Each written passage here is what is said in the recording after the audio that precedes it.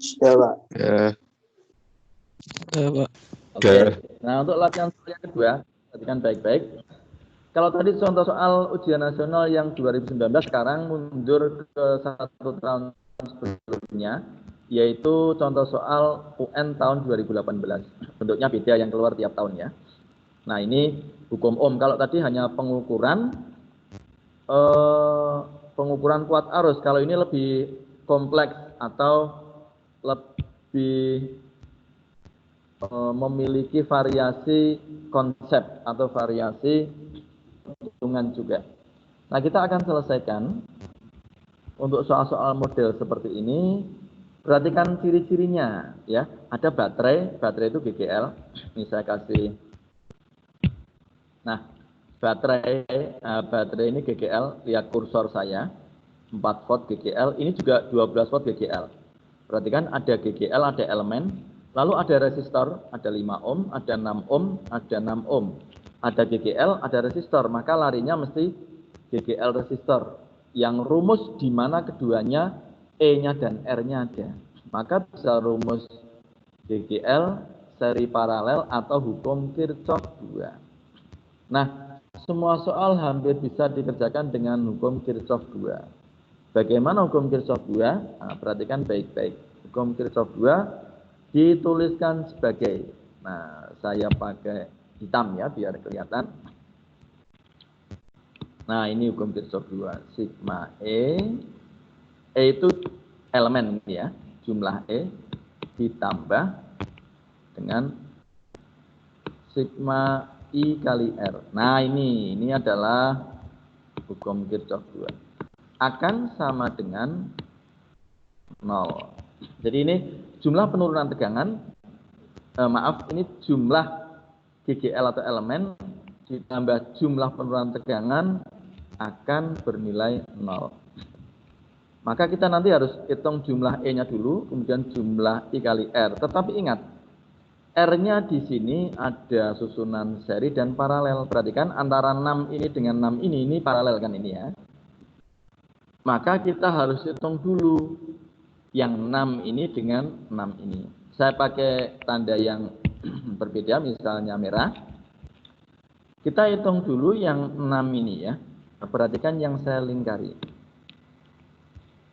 Nah, ini 6 dan 6. Nah, ini terlihat. Ini kita harus selesaikan dulu dengan R paralel ya. Kenapa paralel? Karena bertemu di 2 titik, yaitu titik A dan titik B, ya kan? Jadi 6 di sini dari A ke B. Sementara 6 di sini juga dari A ke B, hanya lewatnya sini, lewatnya nah gini. Maka ini keduanya paralel gitu ya. Maka kita hitung dengan RP. P itu maksudnya paralel. Bagaimana ngitung paralel? Nah, berarti seper ya. 1/6 tambah 1/6 gitu. Tapi kita punya rumus yang lebih cepat ya. Bisa pakai 6, ada yang tahu mungkin ya, 6 kali 6 dibagi 6 tambah 6 gitu ya. Ini untuk mempercepat aja. Apakah hasilnya sama dengan seper, Pak? Sama. Itu. Nanti kita bisa buktikan. 6 kali 6 itu 36, 6 tambah 6 12. Kalau kita hitung dulu misalnya 6 tambah 6 kita dapat 12. Nah, 12 kita coret dulu ya dengan 6 ini misalnya. Nah, sehingga di sini mendapat 2. Maka 6 dibagi 2 hasilnya pasti 3. Ini cara cepat. Cara lambat boleh saya berikan juga ya. Seper RP, enggak apa-apa supaya pengetahuan aja. Sama dengan seper 6, nah, kalau kamu lihat ditambah seper 6 juga. Kalau seper 6 ditambah seper 6, maka hasilnya pasti seper 3 kan gitu ya. Kenapa? Karena 2/6. Ini kan kalau saya tulis di sini udah biar jelas ya, 1 tambah 1 kan 2. Nah, penyebutnya kan tetap. Jadi 2/6 itu sama seper 3. Tetapi ingat ini masih seper. Nah, maka RP-nya kan harus dibalik gitu ya. Nah, RP-nya saya tulis ini berarti RP-nya hasilnya adalah 3/1 gitu ya. 3/1 sama dengan 3. Nah, di sini adalah R paralel. Samakan dengan ini hasilnya gitu. Ini hanya penghitungan aja. Jadi kita mendapatkan di sini nilainya adalah 3. Maka rangkaian ini sudah berubah bentuknya. Loh, kok berubah, Pak? Ya. Kenapa? Karena kita melakukan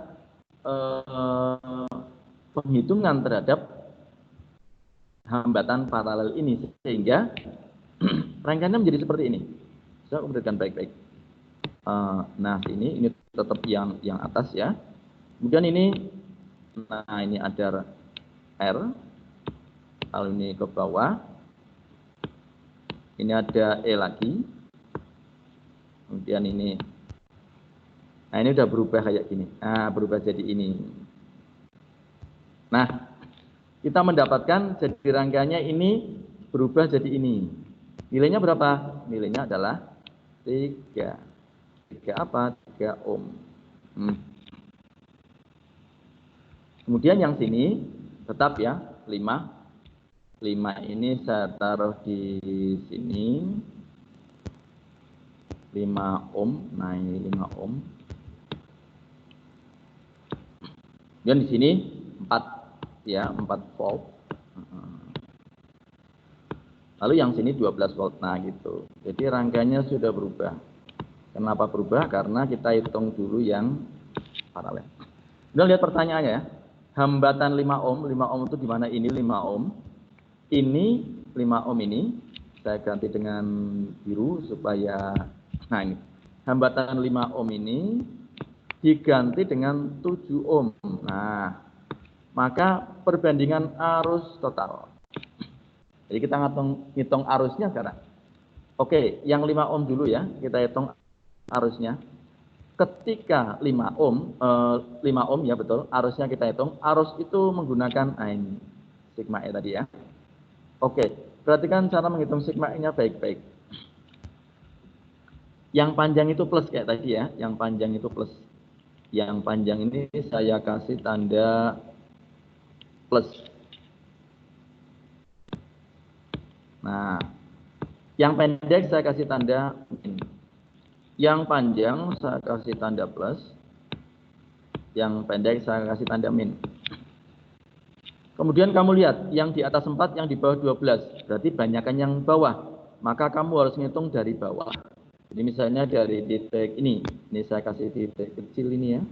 Titik B ini ya. Nah, ini kan titik sama dengan titik B ini ya. Nah, kemudian yang di atas ini sama dengan titik A. Ini titik A. Ini titik B. Saya pindah aja. Kemudian kita hitung mulai dari B. Ketika menghitung B kemudian ke A kembali ke B lagi, kan aliran arusnya begitu. Perhatikan baik-baik, saya akan kasih aliran arus. Nah, gini. Mengikuti aturan. Nah, jadi muternya gini, searah jarum jam. Perhatikan, B jalan, nah ketemu kutub yang min, maka bernilai min, kita tulis ini ya. Min berapa ini di sini 12. Tulis min 12. Nah. Lalu jalan lagi ketemu plus. Nah, ini plus berapa? Plus 4. Tulis di sini plus 4. Nah. Habis? Ya, karena tinggal 4 dan 12. Baru I dan R sekarang ditambah I. Nah, ini I kali R. Nah, R-nya sekarang kalau sudah begini kan antara ini dengan ini, jadi kan ini terhubung langsung sehingga berapa? 3 dengan 5 ya.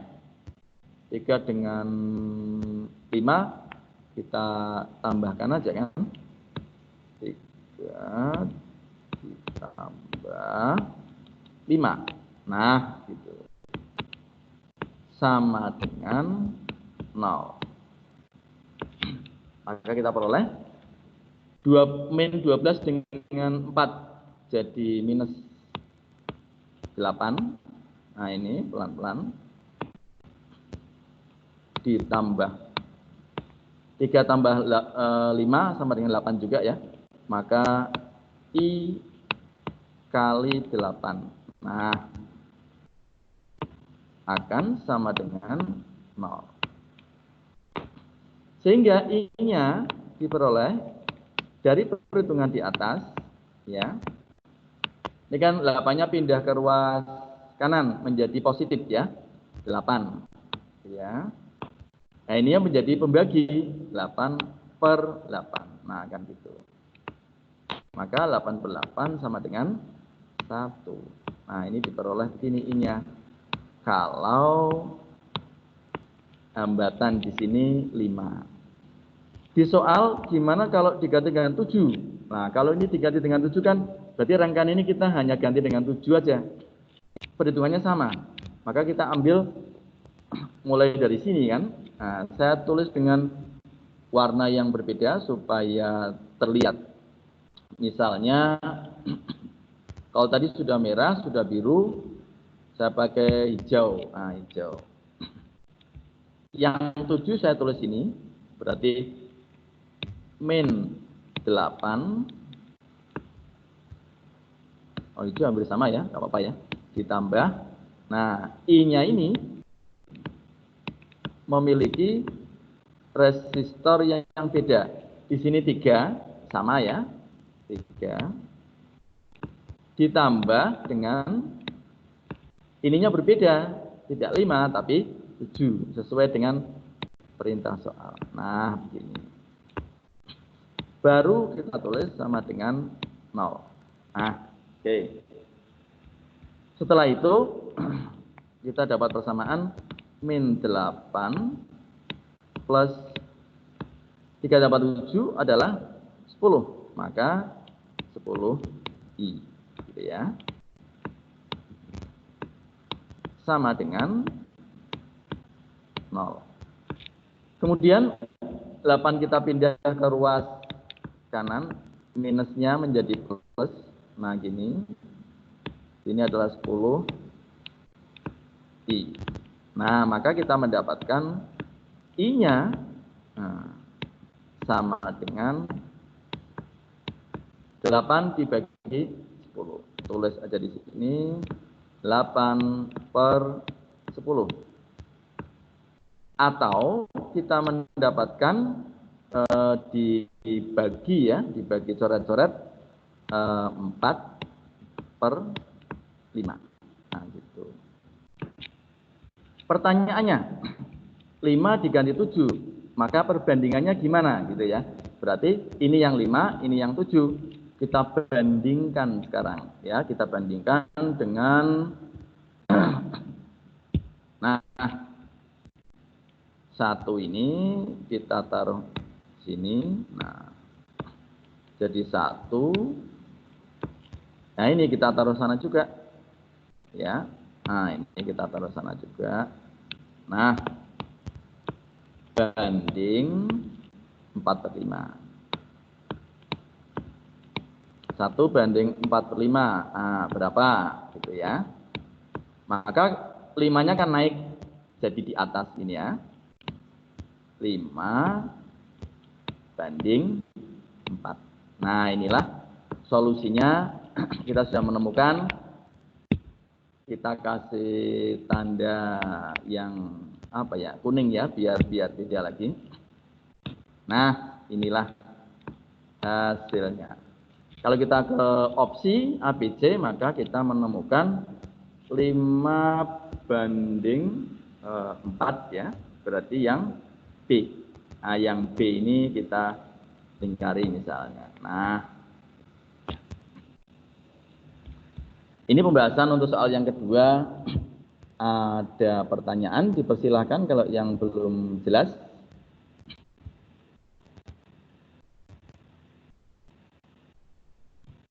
Ya, dipersilakan.